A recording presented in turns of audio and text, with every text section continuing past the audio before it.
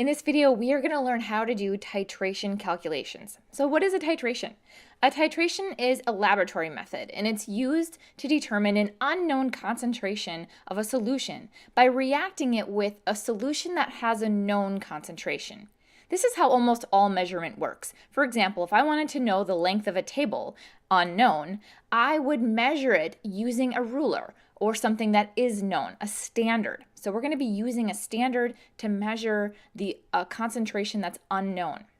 So here's an equation that you probably see in a lot of places, and we have molarity times volume of our acid equals molarity times volume of our base. However, I want to break up the molarity of the acid a little bit because acids can come in a lot of different varieties. They can come as monoprotic, diprotic, or triprotic. So if you're doing a titration calculation, you have to keep this in mind. So the molarity of our acid is really going to include the hydrogen ions, and the molarity of our base is really going to include the number of hydroxide ions we have. Ultimately, the reason we're multiplying molarity and volume together is so we can get moles. And if we have moles of hydrogen ion equal to moles of hydroxide ion, then we're creating water. And essentially, a titration is just a neutralization. In this situation, we're doing acid-base titration. So we're neutralizing an acid with a base or a base with an acid. So they're going to cancel each other out and form water. This is a basic setup of a titration. It's not what all titrations look like, but it's a pretty standard setup. So I'm going to explain the different pieces here. We're using a pipette, which is very precise, to distribute into or to drop into an Erlenmeyer flask a known volume of an acid. In this situation, the acid is our unknown concentration. We don't know the molarity of our acid. That's what we're trying to figure out. So in this titration, so that's our unknown. We're going to use a standard which we know the concentration of the base. So the acid is unknown, so we have to know the concentration of the base that we're using to neutralize it. That's going to be the molarity of B. Now, in our Erlenmeyer flask, I'm drawing little hydrogen ions here, and in our burette, I'm drawing little hydroxide ions because those are the most important pieces. Now, as the burette drops the liquid into the Erlenmeyer flask, the hydroxide ions join up with the hydrogen ions to create water. So I'm going to draw little water molecules in our final Erlenmeyer flask. And usually an indicator is used to determine the end point of this titration. So this indicator is phenolphthalein, and it turns a slight shade of pink when we've neutralized the acid in the Erlenmeyer flask. Then we figure out what volume of base we used based on the initial versus final reading of the burette. How much did we have to drop into the Erlenmeyer flask? That's going to be our volume of B. So the only thing we don't know is the molarity, and we can solve it using that equation. So let's practice with this equation. If it takes 25 milliliters of a 0.05 molar hydrochloric acid to neutralize 345 milliliters of NaOH, what's the concentration of the NaOH? So I'm going to really parse this one out just because I'm explaining it. I'm going to try to show every little step along the way and label everything. I'm going to label my acid information in red. So the number of hydrogen ions in the acid times the molarity of the acid times the volume of the acid is going to equal, because we're neutralizing it, they're going to cancel each other out, the number of hydroxide ions in the base times the molarity of the base times the volume of the base that we had to use to neutralize it. So we are going to plug in all the information here. We know the volume and molarity of the acid. That must be our standard. That's our ruler. That's our measuring stick. That's what we're using to measure the unknown solution, which is our NaOH. So we're going to start plugging information in here. Hydrochloric acid has one hydrogen. It's a monoprotic acid. So we'll put one there. The molarity of it is 0.05 moles per liter. The volume is 25 milliliters. Now, it doesn't matter what unit we use for volume as long as both volume units are the same. Let's look at the base.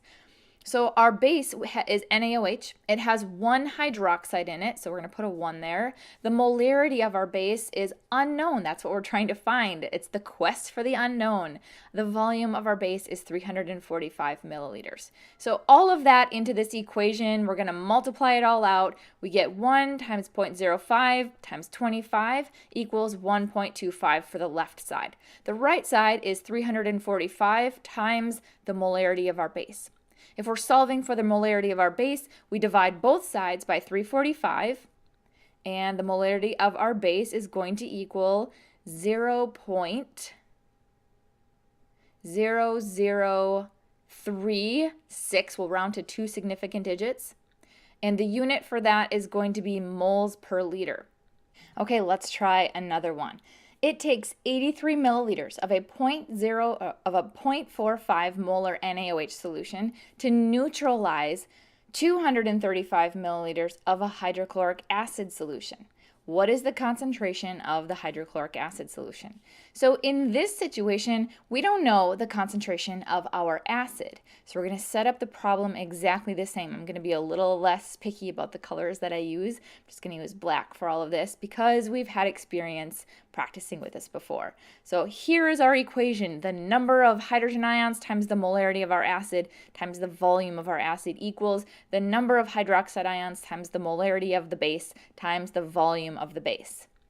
So 1 times our unknown molarity of our acid times 235 milliliters is equal to 1, because sodium hydroxide has 1 hydroxide ion, and we'll multiply that by the molarity of our base, 0.45, times the volume of our base, which is 83 milliliters.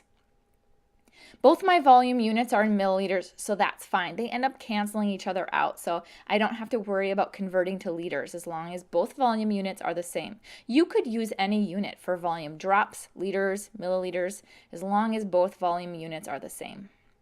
The molarity of our acid is going to equal 1 times 0.5 times 83 divided by 235. So that's 0.16 moles per liter. We're going to do another one. We're going to do lots of practice problems. If it takes 50 milliliters of a 0.5 molar KOH solution to completely neutralize 125 milliliters of sulfuric acid, which is H2SO4, what is the concentration of the sulfuric acid? So here I can already identify we have a diprotic acid, so it's going to behave a little differently. It's going to have more power to neutralize than the previous acids we've used. So that hydrogen ion, the quantity of hydrogen ion, is going to be a 2 for this one.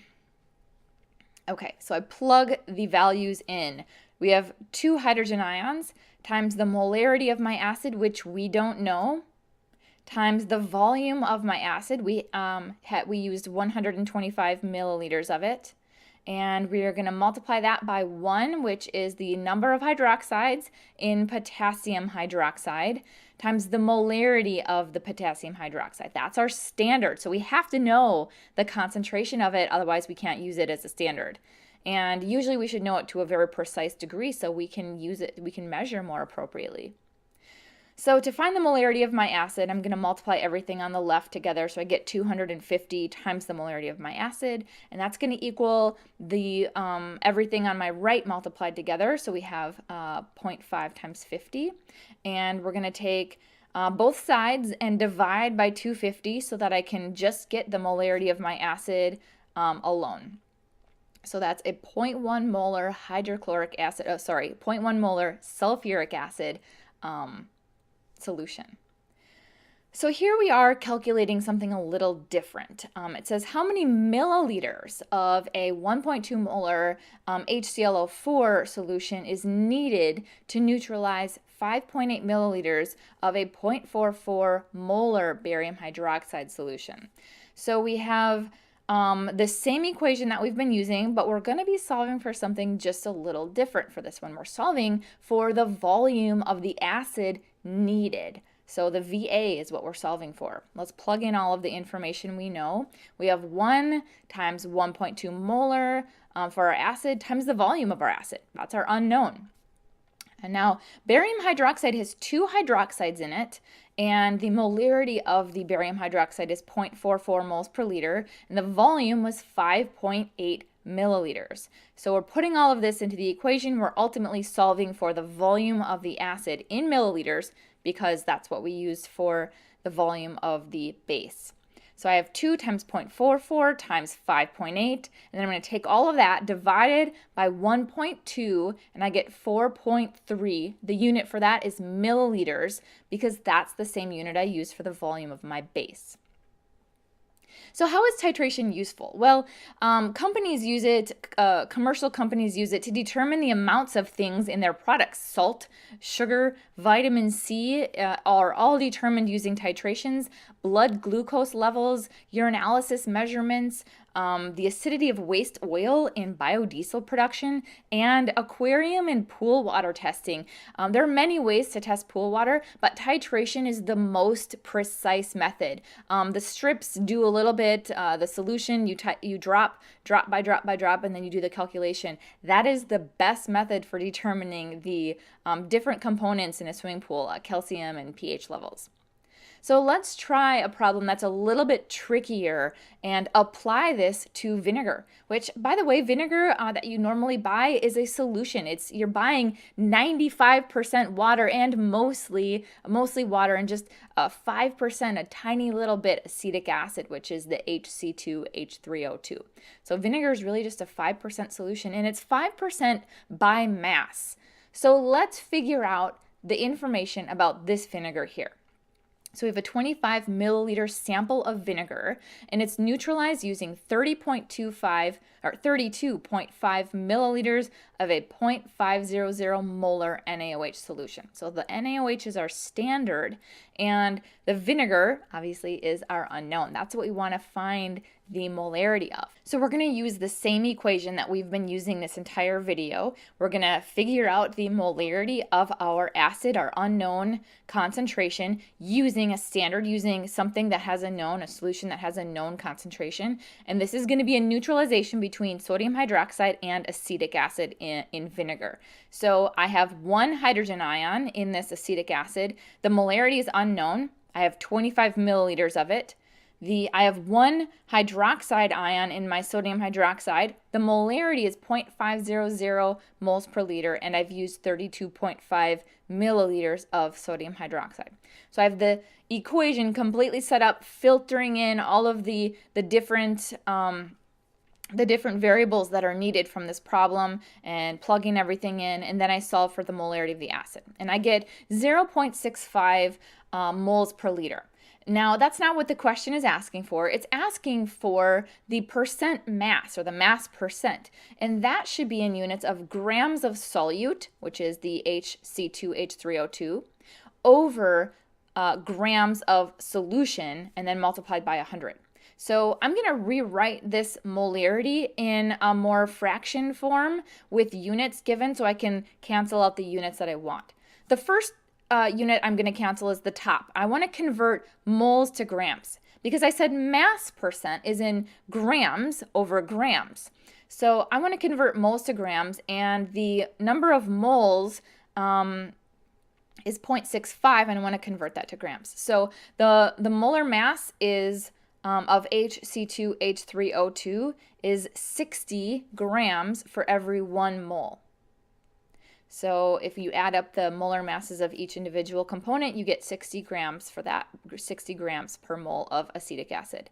Now I want to convert the bottom to grams as well, grams of total solution, not just the acetic acid, but including the water in that, because I said that you're buying mostly water when you buy vinegar.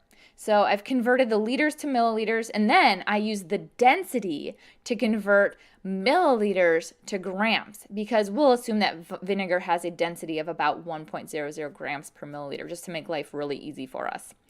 Then I get 0.039 grams of solute for every gram of water. I'm going to multiply this by 100% percent so that I can turn this into a percentage, and I get 3.9%. So normal vinegar is 5%, but this vinegar that I tested is a little low, 3.9%. Now, if it gets too low, then it can actually harbor bacteria and it wouldn't be very useful in a kitchen. It wouldn't store for a very long time. So you want the acidity to be up to a certain point, but you don't want it to be too low or too high. So knowing the acidity of vinegar is important in a kitchen.